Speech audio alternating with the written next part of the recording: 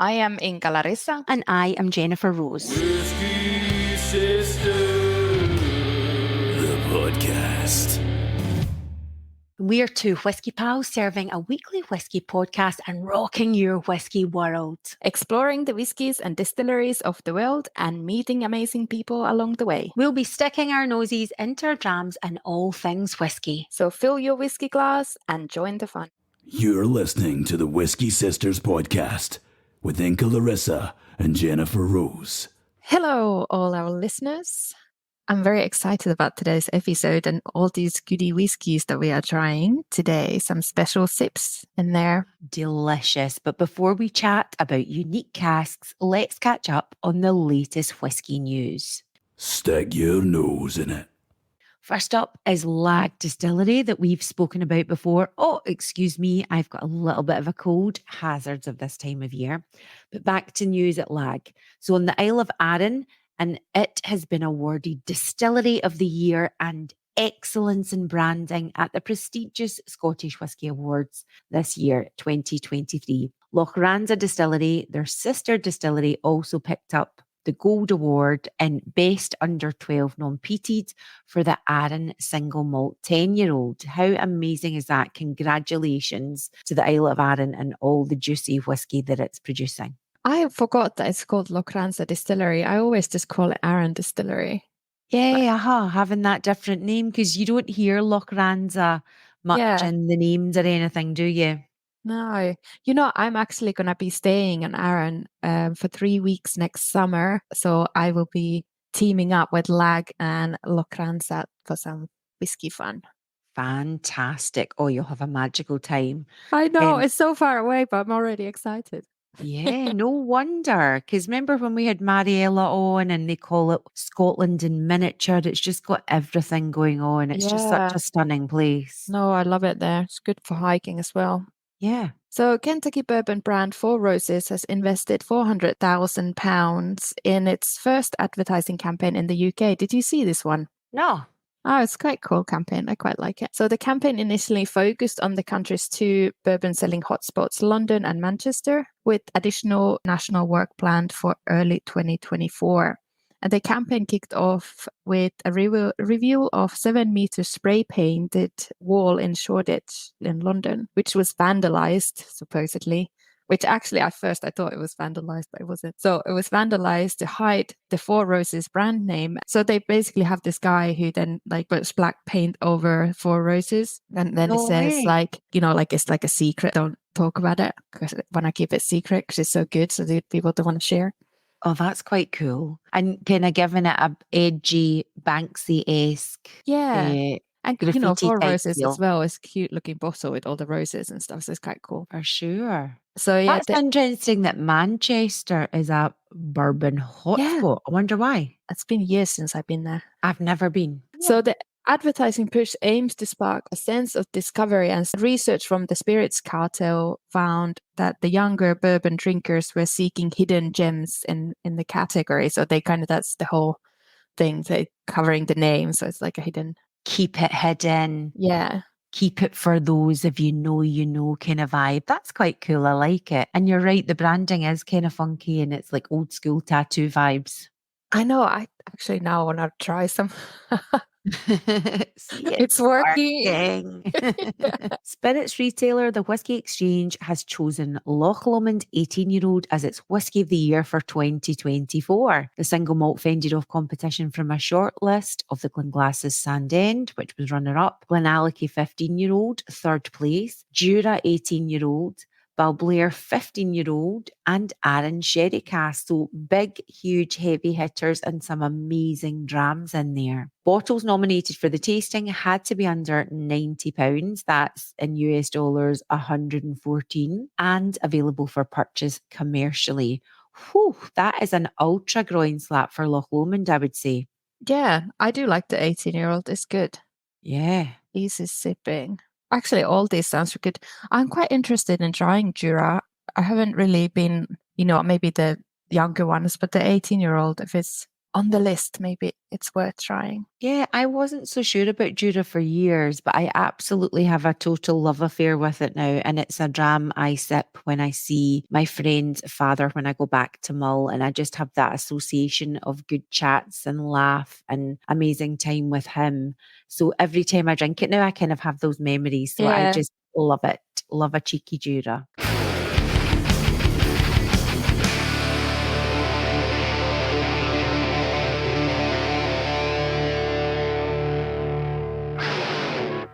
Whisky Sisters!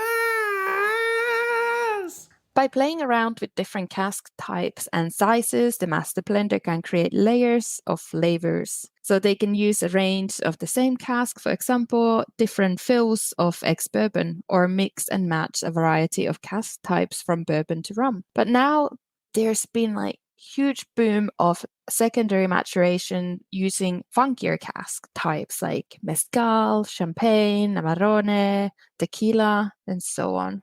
It's felt quite unstoppable, hasn't it? Like, whoa, what next?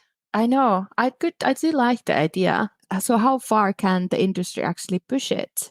The Scotch Whisky Association offers specific guidance on which cask can be used to mature Scotch whisky. So they say the spirit must be matured in new oak casks or in oak casks which have only been used to mature wine, still or fortified, or beer or spirits, with the exception of wine, beer, ale, or spirits produced from or made with stone fruits. Beer or ale to which fruit flavoring or sweetening has been added after fermentation, or spirit which fruit flavoring or sweetening has been added after distillation, and where such previous maturation is part of the traditional process for those wines, beers, or spirits. Regardless of the type of the cask used, the resulting product must have the traditional color, taste, and aroma characteristics of Scotch whisky. So basically, you can age whisky in cask previously held other spirits as long as the cask maturation is part of the traditional production for those spirits. So, for example, gin or cider you can't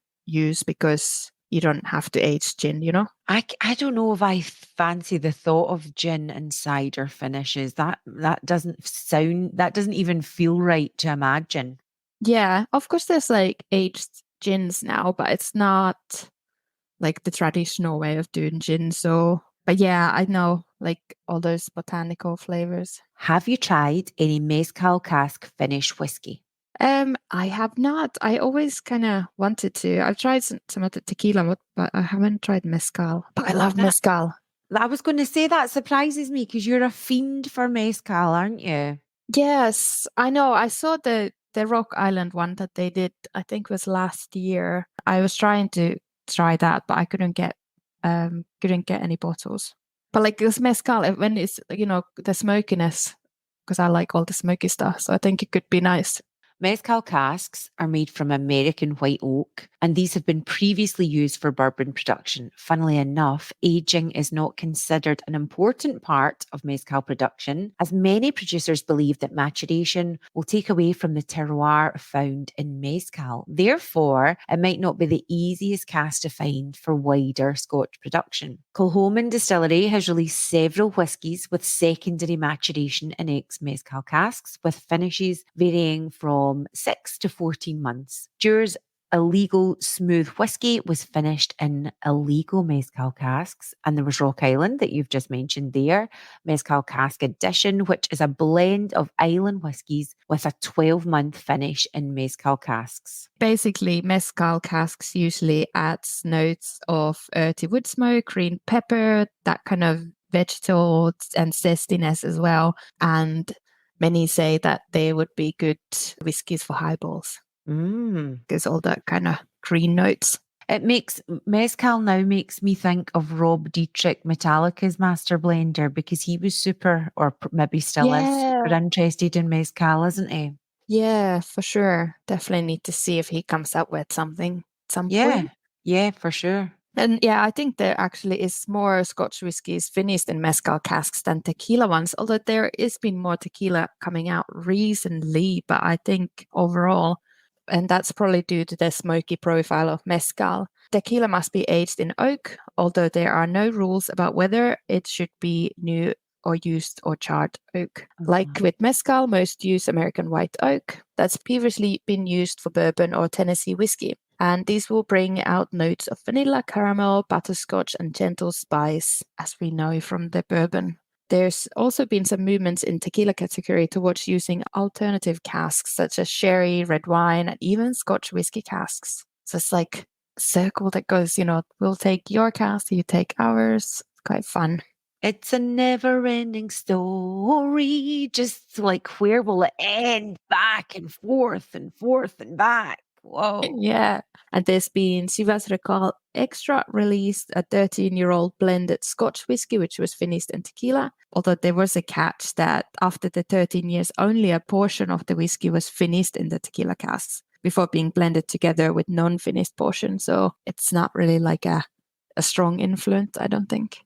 Kind of diluted down. Yeah. And then probably the most recent one is the Smokehead Terminado. And obviously the Glasgow distillery 1770, which we will be trying soon. Nice. And yeah, so overall tequila casks would add pineapple, cooked agave, some caramel, vanilla, herbal, and bell pepper notes. Ooh. Okay, so when a champagne producer buys a new cask, the first step is to season it to eliminate excess tannins. And after seasoning, the casks are sterilized by burning a sulfur candle in the cask. Some champagne houses prefer to do the full fermentation in the barrel. Others use the wood for aging only. Needless to say, all this will have an impact on the flavours coming from the cask when it comes to maturing the whiskey in it. We have mentioned on this podcast, for those regular listeners, many times Ardnamurchan's Pinot Noir 2021 release. And it was, so divine with just delicious notes of sponge cake, summer fruits, cocktail cherries, baking spices, and way, way more. We missed, much to our, extreme distress, the 2022 release. I know. We've been searching. And we went to the Glasgow Whisky Festival recently, as many of you know, and we got a sip of the 2023 release. Oh, it was so juicy. I wish I had more time to spend on it. That's the thing, because often at whisky festivals, you're kind of excited. There's lots of sensory stimulation all around you. You're chit-chatting, the noise. So there's no way I take any notes. I just sip and enjoy. Yeah. Okay, so the whisking tasting notes: fresh croissants, summer fruits, nougat or nugget as I would pronounce it, white grapes, and okay. All right. And then is Suttoness, which is also one of the whiskies that I will be sampling today. Suttoness is a sweet wine from Sutton region. I don't speak Spanish, French, so I can't pronounce this, this is a sub-region of Bordeaux. The grape varieties include Semillon, Sauvignon Blanc, and Muscadel. The wine is aged in oak for, on average, less than 2 years, although some winemakers extend the maturation for up to 36 months. And there are quite a few whiskies finished in Sutton egg casks. There's Arran, Minto 18-year-old, which is full of sugared almonds, peaches, nectarines, and brown sugar. Glenmorangie had a Nectar d'Or Suttoness cask, which comes with notes of baked stone fruits, wildflower honey, baklava, and candied almonds. Oh, baklava, that's a good shout as a tasting note, isn't it? Yeah, that is a good one, actually. And I think some Glenallachys actually have a little baklava. Yeah, that juicy, sweet kind of density to them. Yeah, and also it's quite A wee oily. bit nutty and oily, yeah. Yeah. So anyway, I'm so excited to share my notes for the Suttoness that I'm trying later, because it's so good. Amazing. I wish you were also trying the one that I'm going to be trying, because my tasting notes are a bit because I've got a bit of a cold. Okay, and next up, Tokai. Is that how you would pronounce it? Tokai? Yeah, I think I'd say Tokaji. Yeah. Tokai is a sweet wine made from white grapes. It is produced in the north of Hungary and the southern parts of Slovakia, and the name is legally protected, and only certain wines from the Tokai wine region can be officially called Tokai or Tokay. The wine can be fermented and or aged in traditional 136 litre Gonk and 220 litre Sverdenier oak barrels, which can be made using two types of European oak, Quercus robur and Quercus patria. The latter being more common if you can discern what I was even talking about with my pronunciation. Do you want to correct any of that, Inka? Or No, let's just go with it. Awesome. Glenmorangie Tale of Cake is finished in Tokai casks to add those sweet cake notes such as marmalade, honey, and stone fruits. One of the recent releases is the Glasgow Distillery 1770 Tokai cask finish, 53% ABV. The nose on this one is full of orchard fruits, sugary sweetness, and floral aromas. On the palate, you can find tin peaches, and it's sweet, fruity, and spiced. They also had peated Tokai at the Glasgow Festival recently, and we were pouring it, weren't we? And that was sweeter, lighter peated ram, even though it's peated at 50 ppm. Yeah, and that was really surprising. It was going down really well. People were loving it, weren't they? Yeah. I was sometimes saying this is a Hungarian wine cask finish because I wasn't fully confident with my Tokai pronunciation. So Bonnehaven, their festival release in 2022, the 2004 Moine, that's a Gaelic word that I'm saying badly, Tokai, that's a peated expression finished in sweet Hungarian Tokai casks. And it has notes of smoky vanilla pods, poached pears, and creme brulee. Yeah, it's a good cask for whiskey finishing for sure.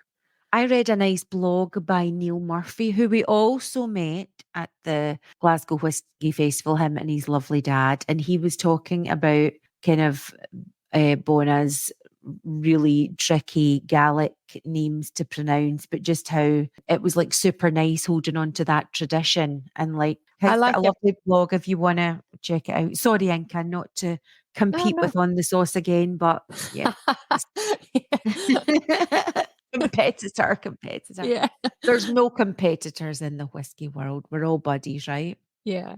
Big hugs. So do you have any favorite finishes, like funky casks that you like? Because I know you're big on the sherry stuff, but is there any special wine cask maybe or anything funky?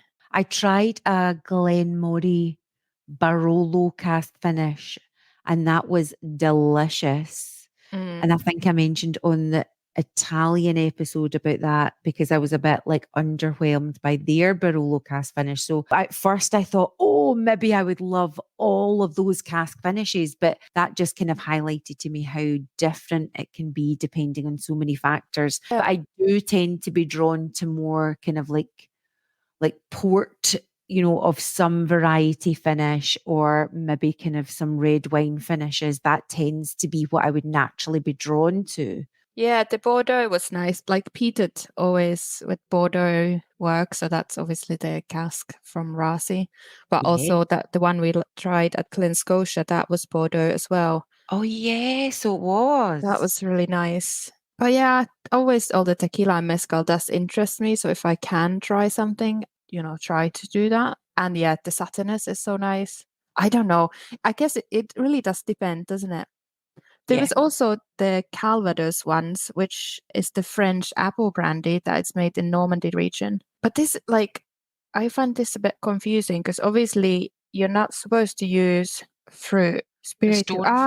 Yeah, because it means that the fruit, because obviously Calvados is made from apples, so the fruit's not added afterwards. The whole spirit's made from it. Yes. Yeah, so basically it's made in Normandy region. Cider fruits are smaller than eating apples and they are rich in tannins. The apples used for the production are classified into 4 categories: sweet, sharp, bitter-sweet, and bitter-sharp. And it is the blend of these that gives the cider its unique character. And the cider is distilled several times before maturation. And Calvados is aged in very dark and old oak barrels, although some producers age the spirit first in new oak barrels for around 3 months to add those vanilla notes and tannins. And after that, they will go to older barrels. Some are even 100 years old, very old. So some of the recent Calvados finished whiskies include Bonahaven Phase Ile 2022 released another one. And this one was 1998 Calvados cask, and the 2-year secondary maturation added apple notes like apple pie, green apples, toffee apples, all sorts of apples. And then obviously the Glenfiddich Orchard experiment, which was made in Somerset Pomona spirit cask. And Pomona is English apple brandy, so it's not actually Calvados, but it's close enough. You know, the thing is, I'm not massive fan of those Calvados things because I don't really like whiskies with too much apple in it. Oh, do you know no, it doesn't draw you in. No, like if there's too much orchard fruits, whether it's, pears or I don't mind peaches, but like pears and apples, too much pears and apples, it's not really my thing. Yeah. So anyway, that's kind of just a quick overview of some of the funky cask finishes and I think I personally always find it interesting to learn about the original cask and the original spirit to then understand what it adds to the whiskey. Or what it can add to the whiskey. So that's why it's nice to visit like the sherry region, or, we should maybe think about going to Porto or somewhere just to kind of visit those places. And get the lowdown. See, I feel kind of spoiled because you're super knowledgeable about all, like so many other alcoholic beverages. So I'm just like, Inka, no, I'll ask her.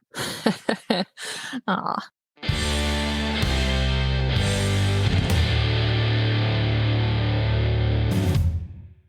Dram on Fire. A limited release from the Glasgow distillery, this unpeated single malt was distilled in October 2018 and filled into ex-bourbon casks for initial maturation. At the start of 2021, the whiskey was transferred to an ex-tequila cask where it remained until bottling in June 2020 at 55% ABV. They're not shy on their strains, Glasgow distillery, are they? No, but I quite like that because it really amplifies the flavors. For sure. So color was basically yellow. So pale. Mine is super duper pale. Maybe it's paler. Honestly, I really struggle when I'm trying whiskeys, and in the evenings we just got such a bad lighting. Everything looks a bit darker. It's like straw. Oh, I thought it was more yellow, but yeah, it's actually on your glass. It does look a bit kind of. Look at that. Light gold, maybe then straw. Yeah. So nose, I was getting Granny Smith apples. Oh, nice. The green ones that are a bit more soury. And crunchy. Yeah, they were my dad's favorite apples. Oh, were they? Yeah. Do you think there was an actual Granny Smith? Think that was a woman? Yeah. What named the apple varieties named after a granny? I would like something named after me. The Granny Jen. Oh, peach. There's like a comet or something that is named Kukkamaki. Oh, is there? Yeah. Oh, you're such a star, honey. Ah. Okay, sorry, back to the nose. Focus, Inka, focus. I'm distracting you. Granny Smith's spiced honey syrup, that you make for cocktails. Yeah. Mango and juicy peach syrup. Oh, very nice. I'm not too upset by my own nosing notes with my blocked sinuses because they're not too far off yours. I got kind of like strong white grapes as if they were crushed, some peaches, vanilla custardy aromas. It felt really fresh and clean on the nose somehow. And I got I've put agave syrup, and I know tequila makes me think of that, but I do have some of that just now. Although it was a poor second option. I made some French toast recently and I really wanted maple syrup for it, but I didn't have any, but I used agave syrup, which is nice, but it didn't go, oh, on my French toast. But anyway, No, I don't think, yeah. it Also, just agave syrup is really sweet. I use yeah, it just for cocktails a little bit or some Asian food. it wasn't a shout on the French toast. I wouldn't recommend that. But I got it on the nose for this. Okay, and the palate, I was getting, again, some apples. You know, like kids' food, like that mushy fruit, little jars that they do. Like baby food. Yeah, baby food. Did you do the baby food diet when it came out? Is that how you know? No, but I used to love those. I would eat them instead of with yogurt. I would eat the mushy baby food, like the fruit ones. The wee pureed apples. Yeah, I would eat them all the time. It was great. Yeah, all the way till like when I was at uni. Awesome. So yeah, they had the mushy pear. So I was getting that, and also like pear juice, supermarket pear juice. Loads of white pepper, some kiwi, ginger spice, pineapple. There was some caramel sweetness in there as well, and that was kind of like bourbon character. You know, Yeah. those kind of sweeter, spicy oak notes. You know what I mean? Yes. Yeah.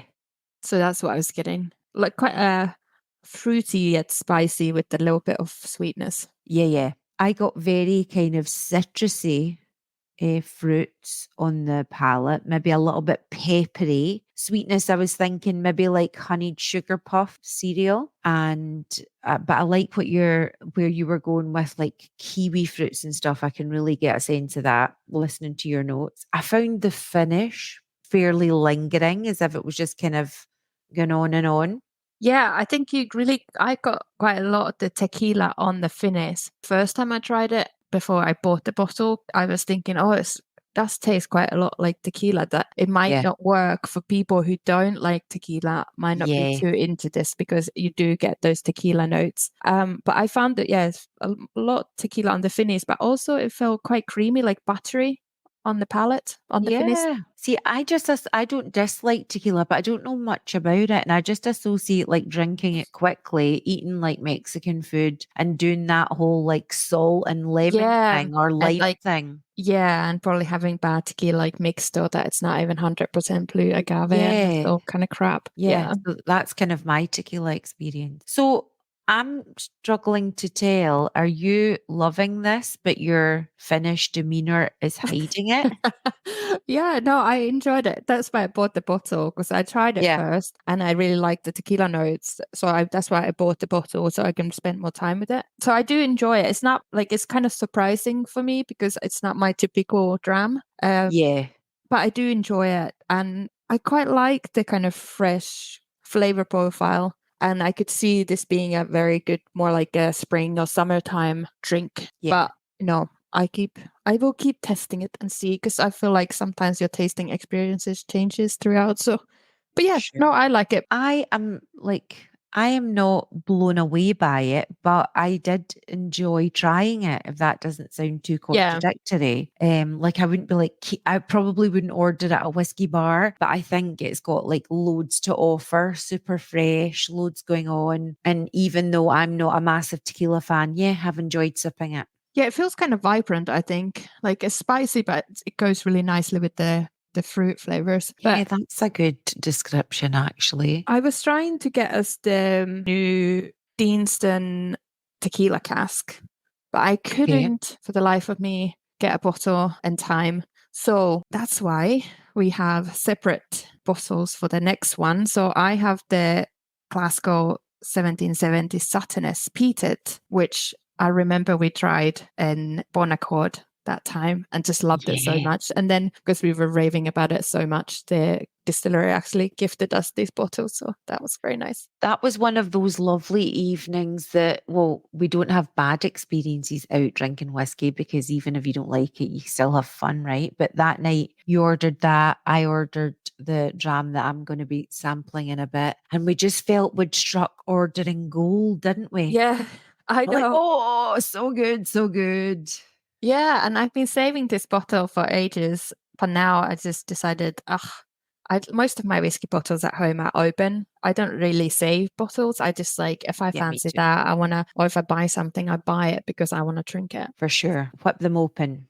So I'm going to tell you, this is peated to 50 ppm, matured in virgin oak casks before being transferred to French Satanus barrique and bottled at 53.7% ABV. And it's very kind of dark coppery color, quite a contrast to the previous one. My nosing, my first notes, heaven, exclamation mark.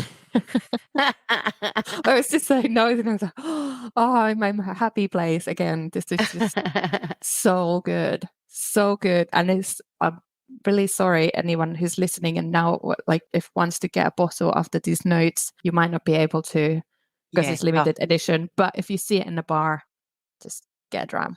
That's a good call. Heavenly nose, salted caramel, burnt toffee, tar, resin, all sorts of sauna notes, you know, those kind of tarry, resiny sauna notes that I get.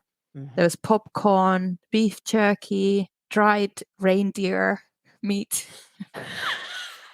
I've actually tried that, and it was like I know exactly what you mean by that. Yeah, it's quite a rich flavor. Yes, yeah. Red currant and cranberry jelly, and that's what I was getting. Very nice wintry notes there, although feeling slightly guilty that near for those Christian celebrators of the Christmas time that we're talking about eating Santa's reindeers. That's kind of mean. Yeah, but you know, in Finland you eat reindeer for sure. Time, so yeah, so tough. Palate, I was getting like asphalt, you know, like that smell of new asphalt, or when it's been raining and the asphalt smell comes. More tar, burnt rubber, burnt caramel sauce, salty dried meat, haggis and black pepper crisps.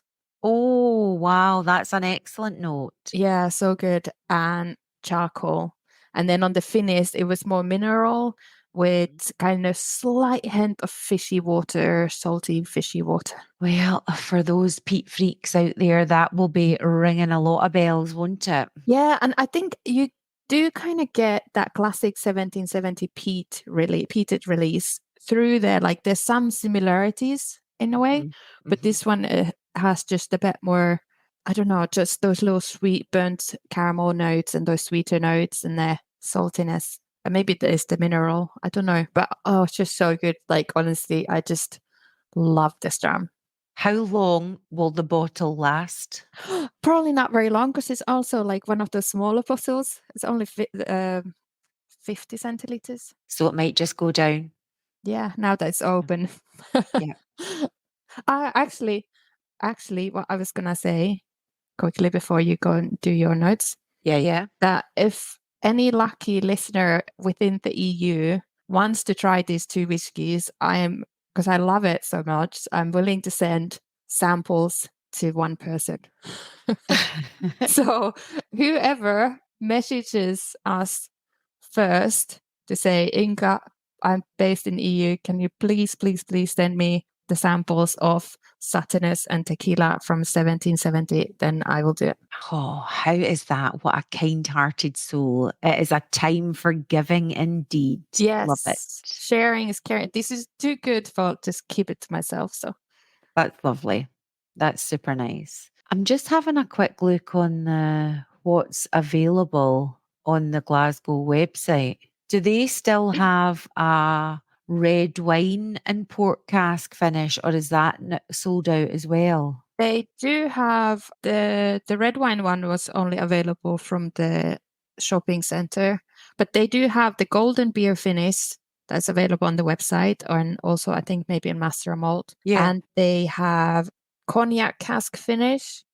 Yeah, because I wondered, because I know that this year they did a red wine and ruby port finish, but it must have been limited edition. I don't see it on here now. No, but the peated Tokai is still available, so I would think about ordering that if you like peat. For sure. Next up is the ruby port cask finish, which comes in at 56.2% ABV. And as we were saying earlier, we both just chose super well because this was just so up my street. Couldn't get a bottle and kindly gifted it the perks of being a Whisky Sister. Thanks again, Glasgow Distillery. And sorry to sound smug, but these things do happen and we're very grateful. Do you know what I've noticed? And I'm just noticing for the first time in the bottle. I didn't notice along the bottom of the glass it says Glasgow. Oh, does it? Yeah. How cool is that? Oh, look. And it's like you can run your finger along it lovingly, sensuously, and read Glasgow. Look at that. Look at you carrying This is that a bottle. whole sensory experience. I don't think I'm going to offer to share a dram with the listeners. At risk of being a mean whiskey bitch, I know whiskey's for sharing, but I ain't sharing any of this. This is so delicious. She's cradling it like a baby. This is going to be finished before it goes on Well, that's air. a good Christmas whiskey, I'm sure.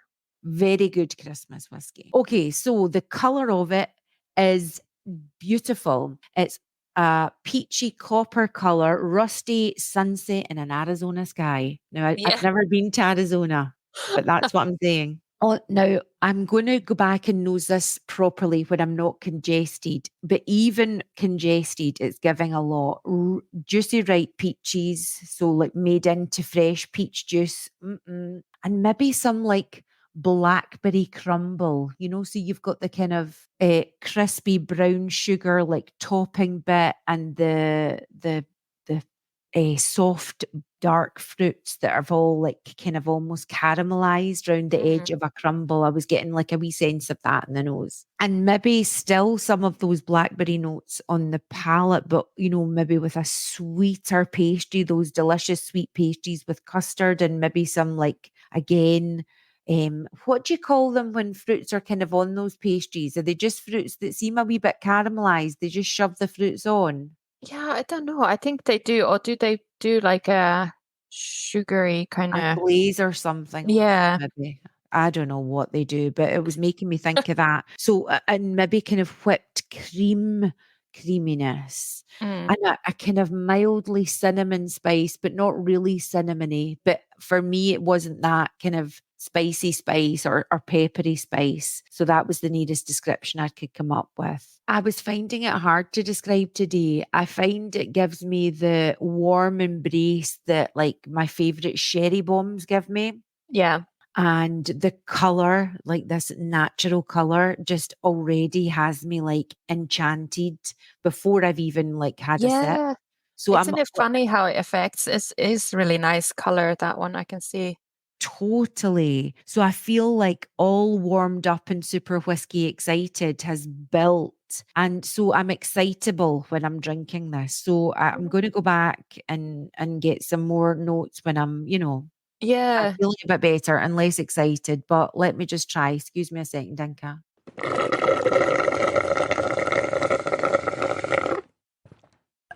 Oh, it's bloody gorgeous. I want to even say like something herbal, but very mildly herbal.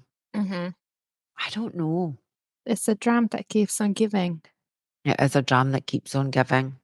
Winner. I wonder if our listeners are like, oh, they're always talking about Glasgow Distillery, because we just recently tried the cask strength ones. But what can you say? They're good at what they're doing. I don't know if they're a little bit underappreciated in the whiskey world.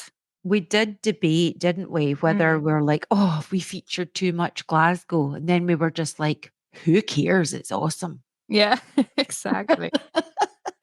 Exactly. This episode is not sponsored by Glasgow Distillery and no money has been sent to the Whisky Sisters for their continual chat about the distillery. Yeah. We just do really like it. And yeah, it's really nice to spend a bit of time on these delicious drams. But it makes sense that for this episode, we went back to that because they are very, what's the word? It's not, I wasn't going to say progressive. Can't think of the word. I'm having a wee brain freeze, but they're very sort of proactive and progressive with their cask finishes, aren't they? Yeah, they try different things. Yeah, exactly. They always try different things, and because they do the unpeated and peated releases, triple distilled and all that. So there's always a lot of choice. Might Yeah. not be many bottles in each release, but it keeps it all fresh and fun. And I'm still getting lovely warm glowiness on the finish of this dram. Just sort of, again, it feels like a bit of a hug in a glass, but not in a heavy way. I feel it would pair really nice with, like, you could have it with desserts and things. It's not like too sweet, but you could also sit and have a cheeky little wee nut. Oh, maybe like a wee salted cashew nut would be nice with it. Ooh. Delicious. Whiskey Sisters Whisky Fact. So have you heard about Valentine's and the old security guards? No. But like old as in, you know how nowadays you're not meant to comment on people's appearance or age and shit like that. So are you saying that they have elderly security guards? Well, I guess they would be elderly now, but I mean what they used to have as security. Okay, They cool. passed security guards would have been the better way of saying it. I was just imagining like super old security guards, like cute folk with like wee walking sticks and everything.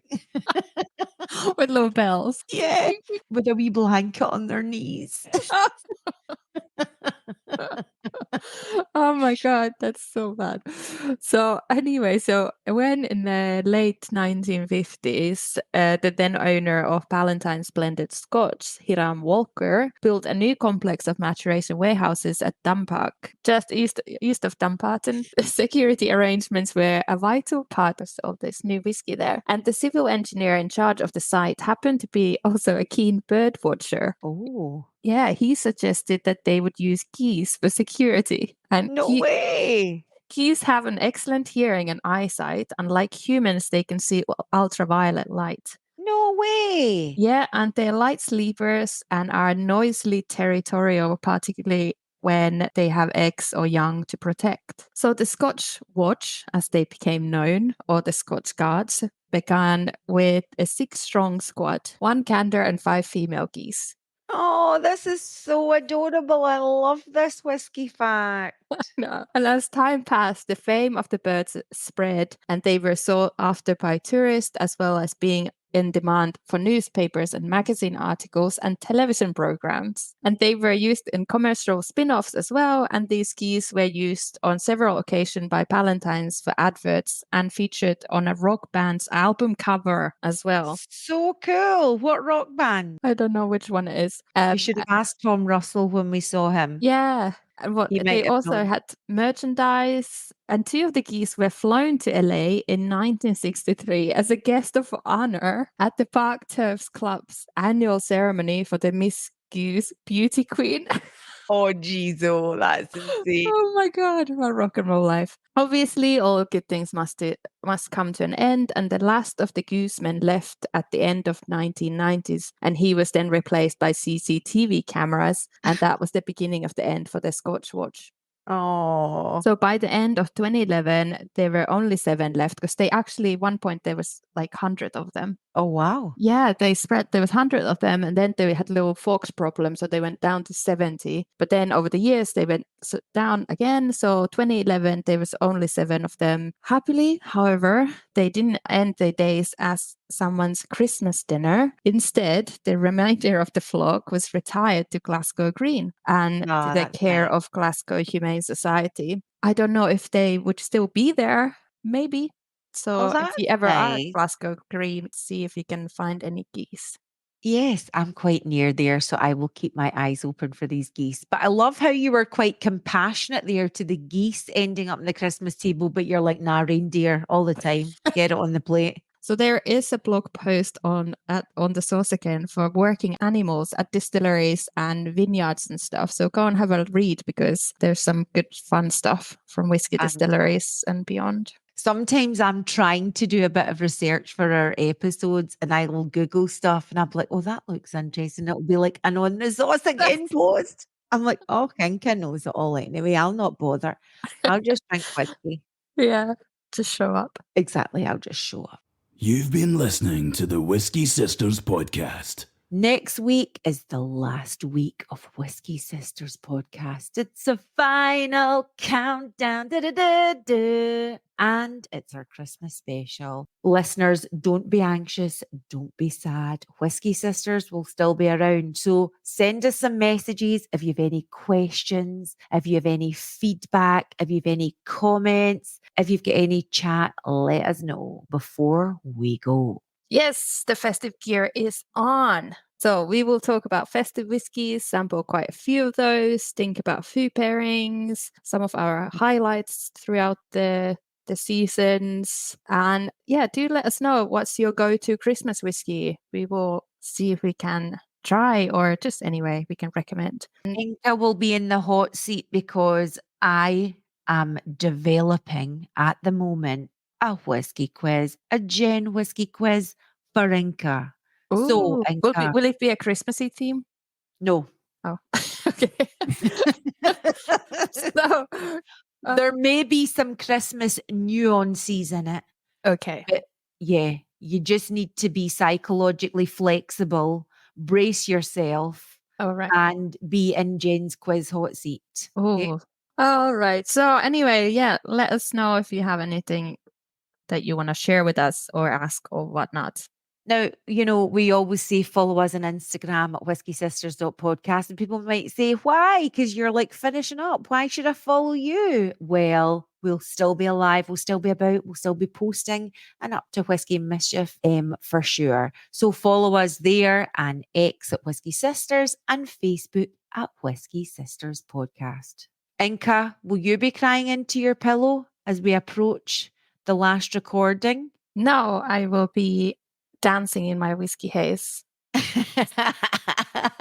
Not like, like I'm happy that it's ending, more like, woohoo, yay, we did it. We'll For sure. achieve 2 years of whiskey. 2 years worth of whiskey facts. Come on, I'm like been researching these things. For sure. I'm quite glad to have a I break think from Inka that. should release a book of her whiskey facts for Oh sure. yeah, for sure. I'm kind of relieved we're finishing up because I am super bored of the sound of my own voice. I am boring myself. Like, oh my God, too much Jen chat. I know you're boring me as well. No, Only one kidding. more to go, honey. Love it. Anyway, see you next week for the festive vibes. See you for the last one, honey. May your glass be full And your dram on fire.